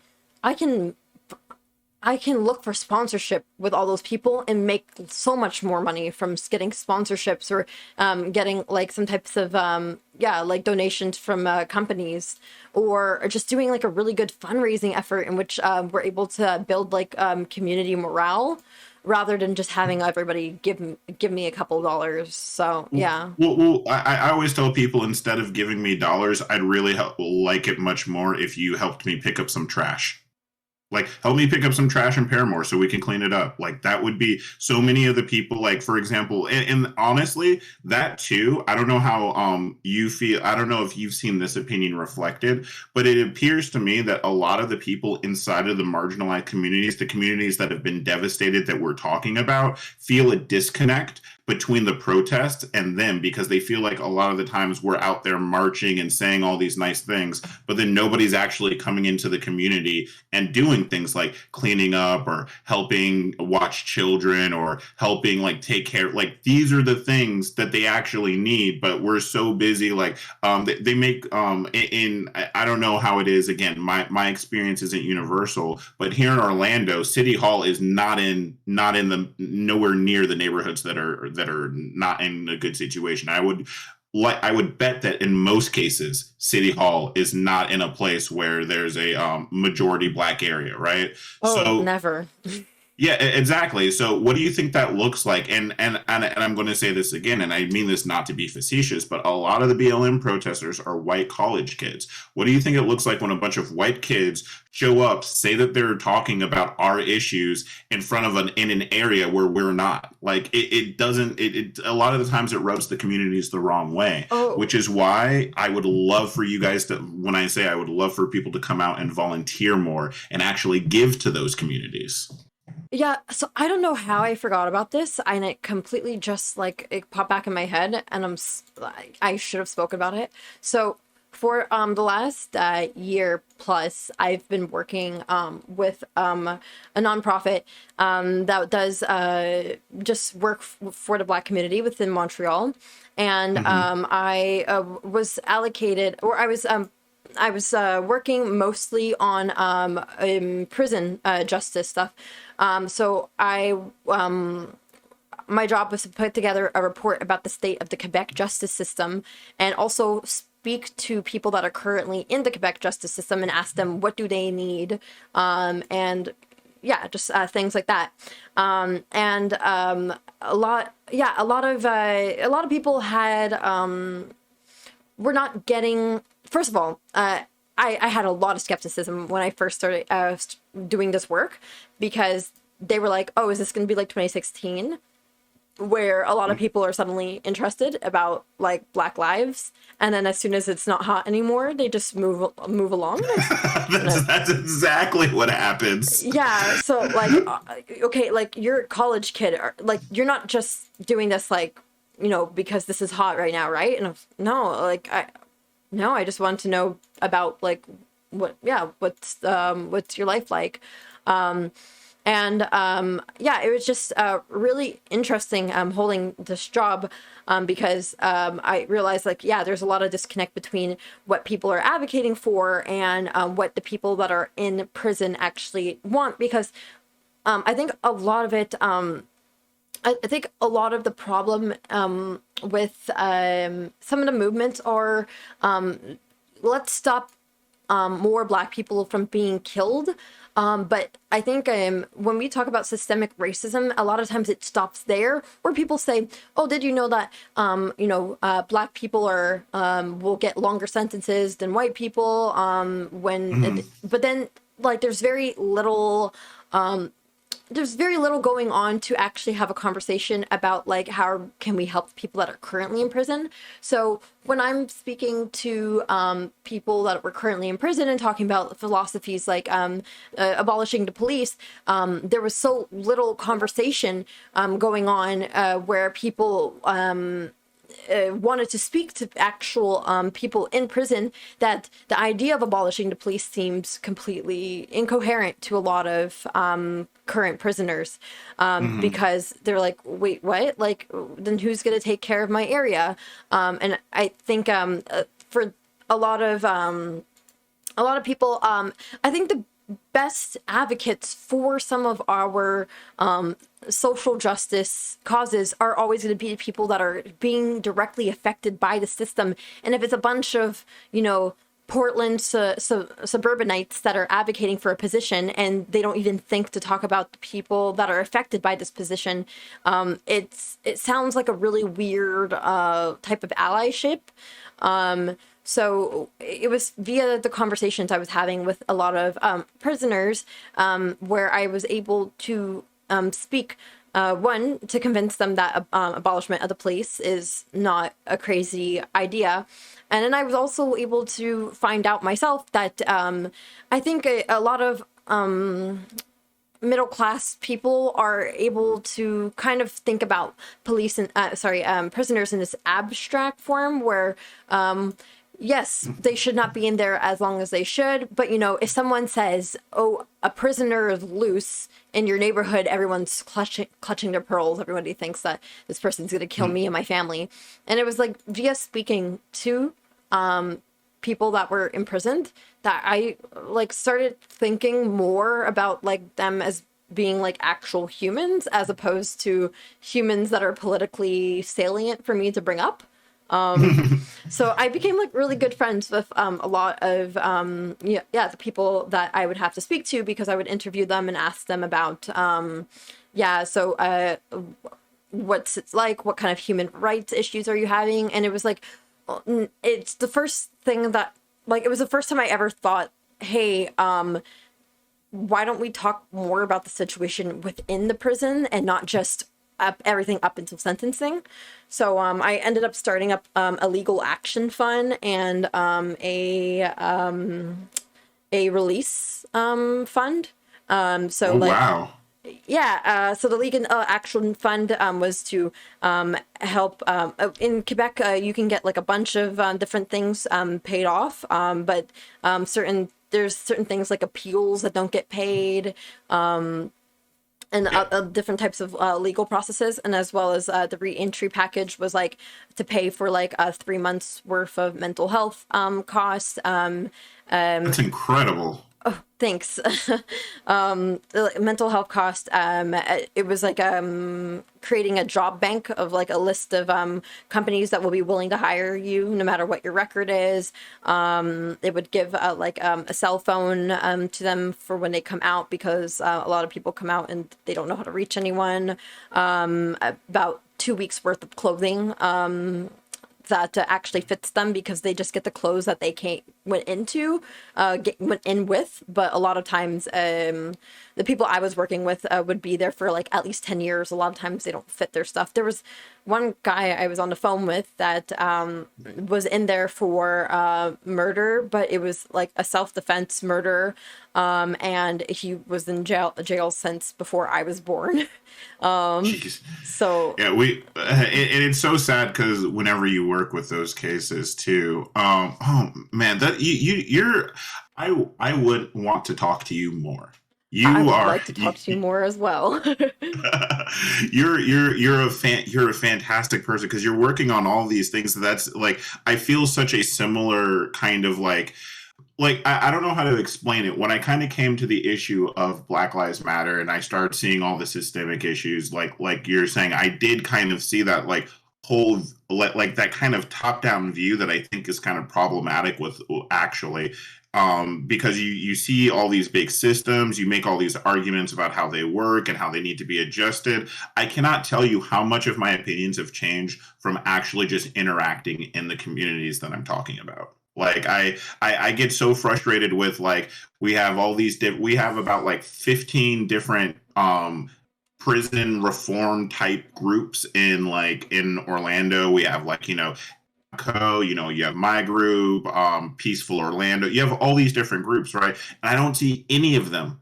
When I go out into Paramore, I don't see anybody. I don't see anybody talking to these people. What are they looking for? How can we keep these kids off the street? How can we stop gang violence? And one of the biggest issues, for example, it's like when you say, "Oh, we want to abolish the police." Now, don't get me wrong. I understand the abolish of the police. I think this is an education piece. But you're saying that to a mother in a Black community that has just had 3 children murdered, and you're talking about abolishing the police. And so you have to understand there's nuance to these questions. Now, is that mother a fan of the police? Absolutely not. Does she think they're terrible? Absolutely. But 3 children were murdered. You know what I mean? So it becomes this very complicated thing where I do think that there's a little bit of, and this goes back to the word that I used before, which is there's a little bit of tokenization of our struggle and of our situation that becomes something that's hip and cool to kind of be. It's kind of cool to be an activist and side with the marginalized, but the parts that aren't so hip and cool are the parts that are actually what's needed, the work that needs to be done on the ground. You know what I'm saying? Yeah. And Go ahead. it's really sexy to protest and everything, but is anybody gonna actually go inside of the prisons and speak to the people that are there, try to help some of the people that shouldn't be in their sentences and help them get out? I mean, there are a couple of people that do that through things like Project Innocence, but Yeah, in project, yeah. Yeah. My dad actually had to apply to that, and I remember like learning the statistics about it. For those of you that don't know, my father he's out now. He actually got clemency, the Obama clemency thing, 2012, but he was on that Joe Biden bullcrap crime thing, and they used it to take him down for a third strike offense where he was wrongfully tried with another person, which is is, as you can imagine, is not exactly a just system, especially if you're trying to third strike somebody and take them away from their son for 25 years. But yeah, and when you talk about like the statistics of the Innocence Project, like they can't get to all the cases.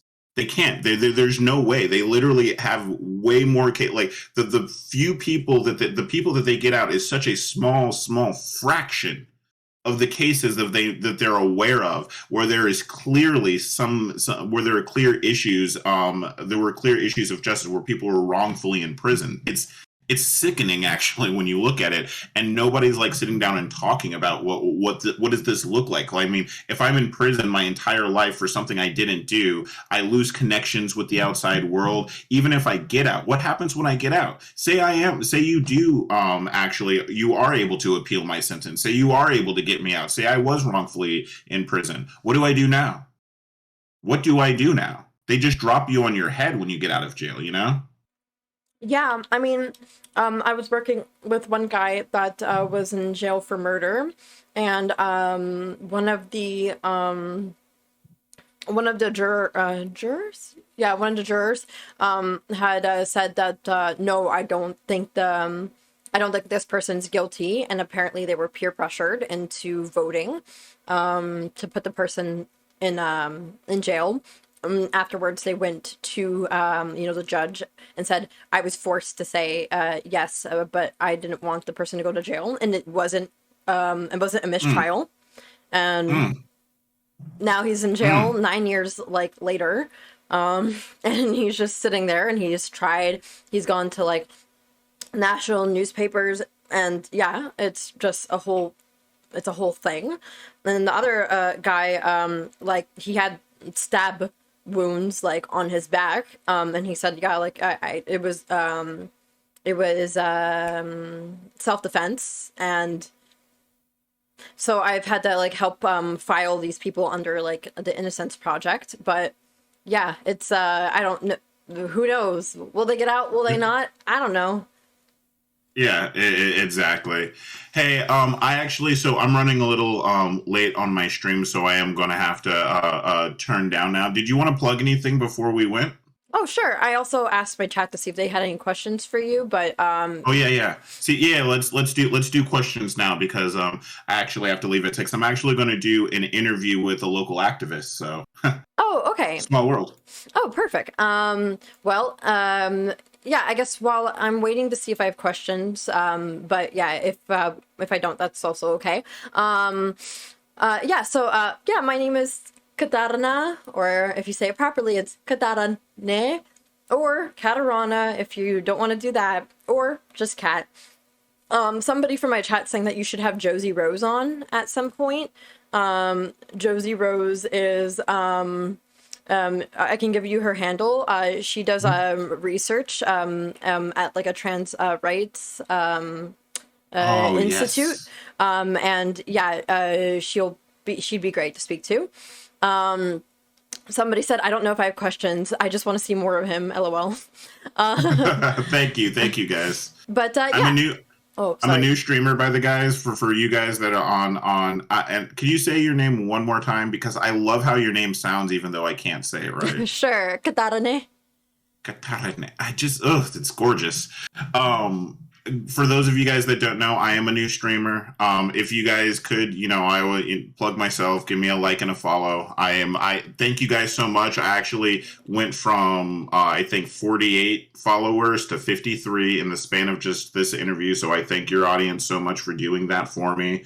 I think that hits me at an affiliate level or something. So that's awesome. So thank you guys so much. And if you guys want to see more content like this is the sort of thing that I'll be doing. I try to do conversations like this as much as possible, as well as I want to do more local activist stuff where we'll show how we can like do some more practical things in the areas that we're working with. We'll actually be talking about a community garden. I'll be doing an offline interview of a community garden tonight, and then we're going to do it online tomorrow. So okay, amazing. So yeah, I think me and two of my mods have now spammed your link, so hopefully one of us did it right.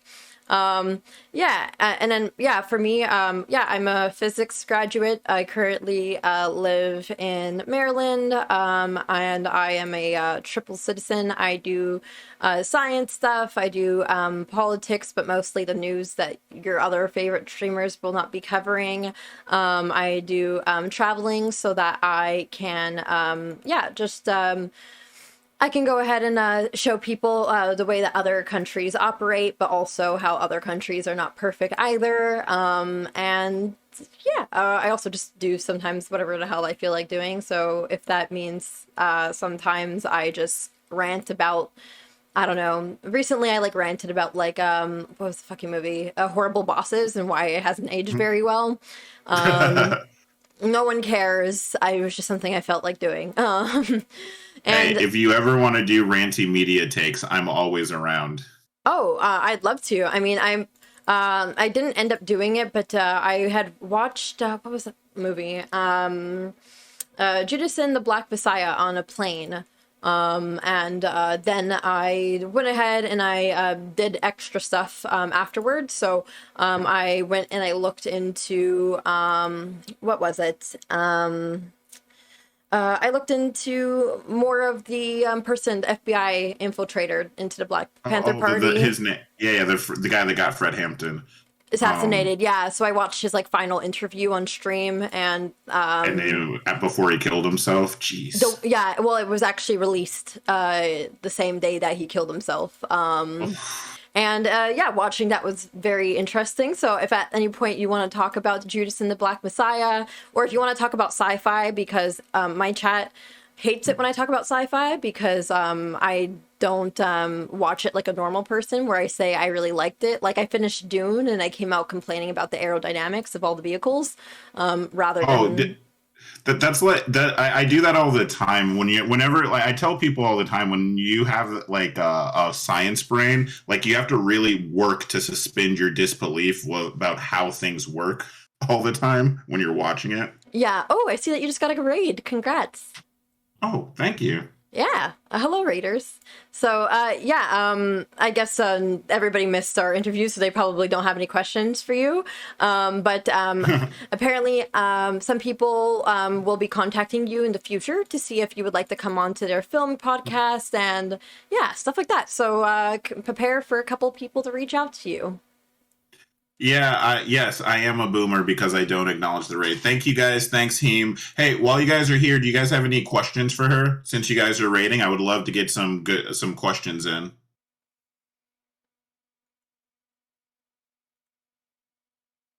Oh, how was my Euro trip? And am I done? Yes, so I am. I am done. Oh, yes, maybe a small intro. Man, okay. Okay, so yes, I finished my Euro trip. I'm done. I went to Finland, Estonia, Sweden, Netherlands, Monaco, Switzerland, France, Portugal, Netherlands, Italy, and I'm back now. I'll be going on another Euro trip in April. And my trip overall was really good. I did get called the N-word in Italy, but beyond that, it was very nice. And then, yeah, so I'm done. My little intro is, hello, my name is KataraNaStrmz. I am Dylan Burns' partner, but I also do science stuff. I do politics stuff. I do travel stuff. I'm really, really, really like museums. And yeah, how do I find quality cat ears? I had a viewer send them over to me back when I was still living in Montreal, and I love them, and I have like 10 pairs, and I'm pretty sure Dylan broke like 5 of them. I didn't break any of them. Whatever you say. If I broke them, it was, woo yeah! Yeah. Okay. Dylan is one handsome man. Sorry, I went to Germany too. I totally forgot. I went to Germany too. Dylan's handsome. Don't. No, he needs to have it known. He has like this gorgeous lion's mane for hair, like he's like an Poseidon, like an ocean god or something like that. Dylan, apparently you have a gorgeous mane of hair, and you have like, I don't know. You just remind people of an ocean god. An ocean god. Yeah. Wow, that's very very polite. I'm pretty sure you can't swim. You look like someone that wouldn't be able to swim. I went to swim camp years. 2 years in a row. I was a swim camp god. Okay, my brother went to swim camp too. That doesn't stop him from doing god. Doggy. Everyone at swim camp saw me and was like, "Wow, what a man! What a man!" I'll let you know when I find this man. Once I was this one guy picked me up and threw me like 20 feet in the air, and I slammed the water and almost drowned. Swim camp god. I didn't drown though. And that is proof of the fact that he's a swim god. Well, and now we know, and knowing is half the battle. G.I. Joe.